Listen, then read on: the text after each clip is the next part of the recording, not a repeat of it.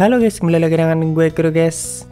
Kembali dengan hal menarik yang ada di manga Kage no Tsuchirokusa.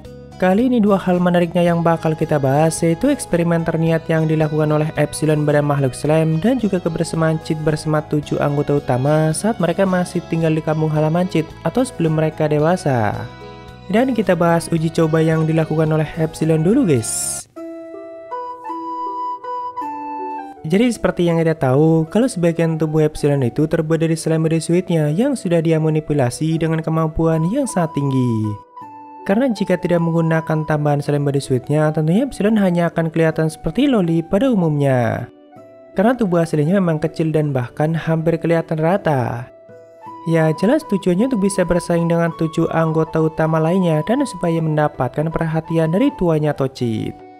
Nah, cuma kan untuk menciptakan body tambahan dan juga kulit palsu sampai seelastis itu butuh kemampuan yang sangat tinggi. Dan hanya Epsilon yang mampu menciptakan dan mengendalikannya sampai sempurna itu. Intinya butuh tingkat pengendalian mana yang sangat tinggi, dan karena latihan kerasnya selama ini, Epsilon mampu mencapai tingkatan itu. Bahkan tingkat pengendalian si Epsilon itu sampai melampaui semua 7 anggota utama termasuk Nona Alpha. Namun walaupun sudah mendapatkan hasil dan tubuh sebagus itu, dia masih tetap ingin semakin menyempurnakannya. Ya mungkin biar lebih kelihatan sangat asli, kenyal dan juga elastis, terutama di bagian OP dan juga bagian bawahnya. Walaupun ya saat itu aja body palsu Epsilon sudah kelihatan sangat bagus dan bahkan sudah mampu untuk bersaing dengan tubuh seksinya Beta. Jadi di manga spin-off-nya pada suatu hari, di saat Epsilon berniat meningkatkan kemampuannya, dia sengaja menemui Chit yang kebetulan saat itu sedang bermain dengan beberapa slime-nya. Walaupun Epsilon yang melihatnya mengira kalau Chit itu sedang melakukan eksperimen pada makhluk slime dan juga sambil melakukan latihan. Jadi Epsilon berniat menirukan tuannya dan juga sekaligus meminta saran padanya. Chit pun menyarankan Epsilon untuk mencoba melakukan apa yang sedang Chit lakukan saat itu, yaitu mengalirkan mananya pada makhluk slime lalu melihat reaksinya dan sebagainya.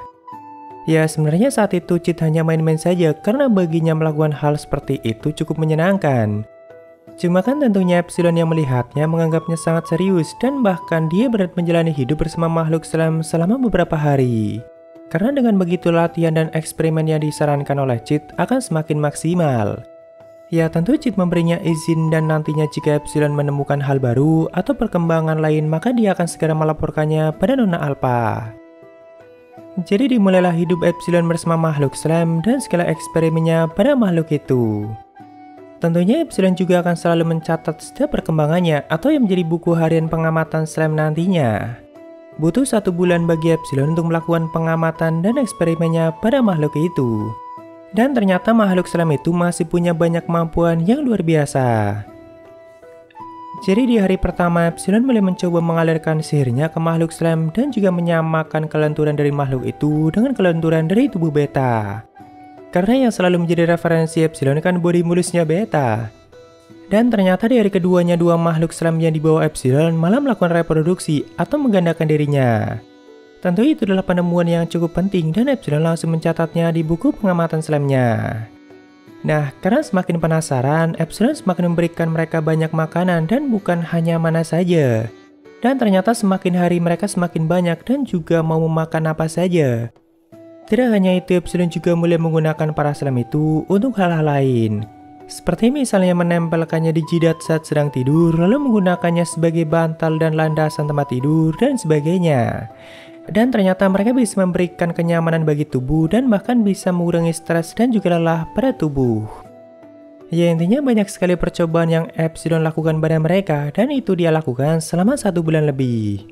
Jadi monster slime itu punya banyak sekali kegunaan tergantung dari orang yang menggunakannya, walaupun ya tentunya sang pengguna harus punya pengendalian sihir yang cukup tinggi.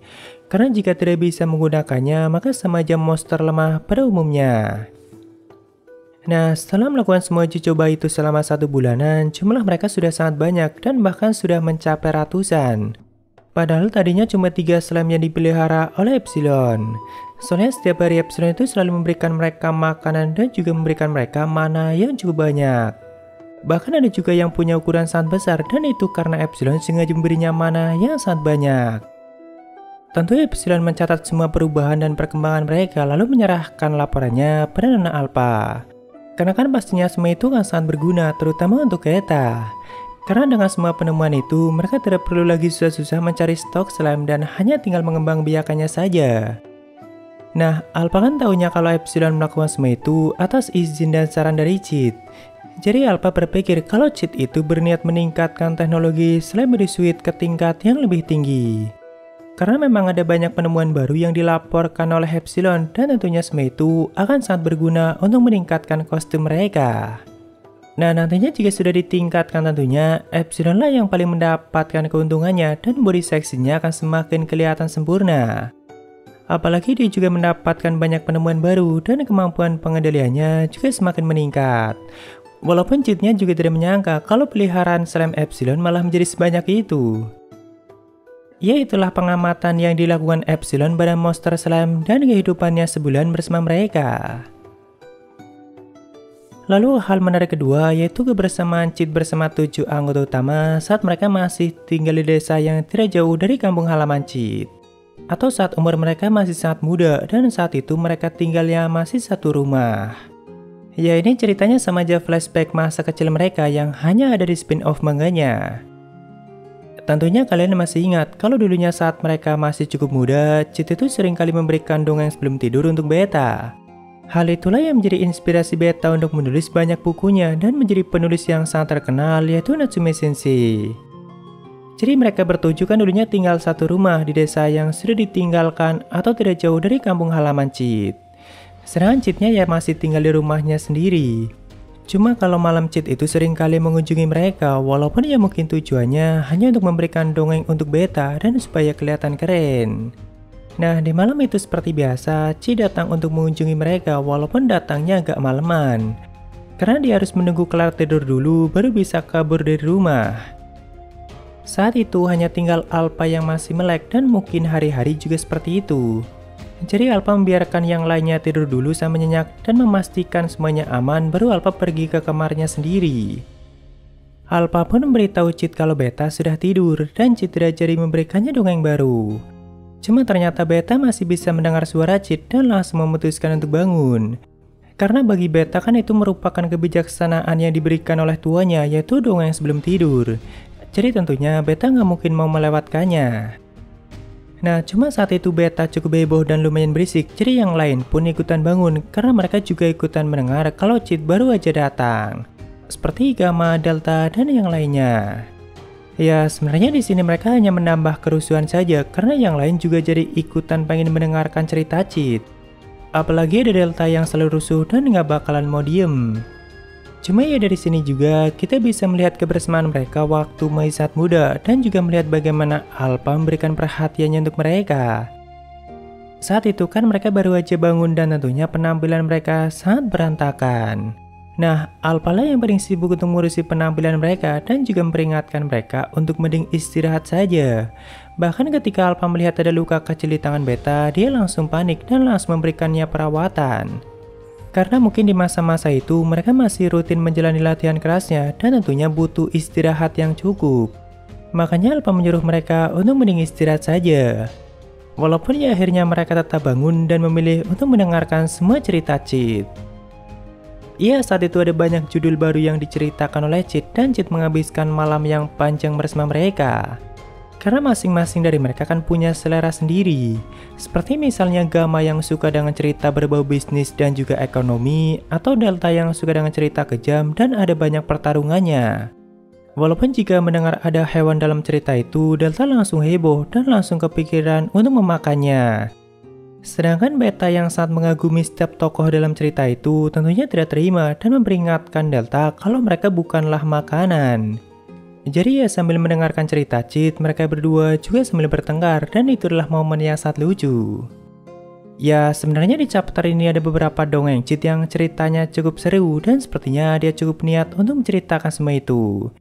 Jadi buat kalian yang penasaran mending baca manganya langsung yaitu di chapter 17 spin-off manganya guys. Nah setelah malam itu di malam berikutnya beberapa dari mereka ada yang sampai mengalami mimpi buruk dan mereka langsung mengadu pada Cheat. Karena memang di malam itu ada beberapa cerita Cheat yang sangat kelam dan berkaitan dengan hantu. Mungkin baru kali itu Delta mendengar cerita hantu dan mengiranya mereka beneran akan muncul. Yaitulah dua hal menarik yang ada di spin-off manganya, dan ini chapter 17-nya. Yo, ada Saweria dari Arania, semangat Min. Oke Ara, makasih buat dukungannya, dan semangat juga buat kalian. Dan semangat juga buat yang lagi jalanin puasanya. Jadi mungkin segitu aja untuk pembahasan kali ini. Jika ada kesalahan gue minta maaf, atau kalian bisa koreksi aja di bawah. Thank you, nama sampai ketemu di video lainnya. Salam kuru guys.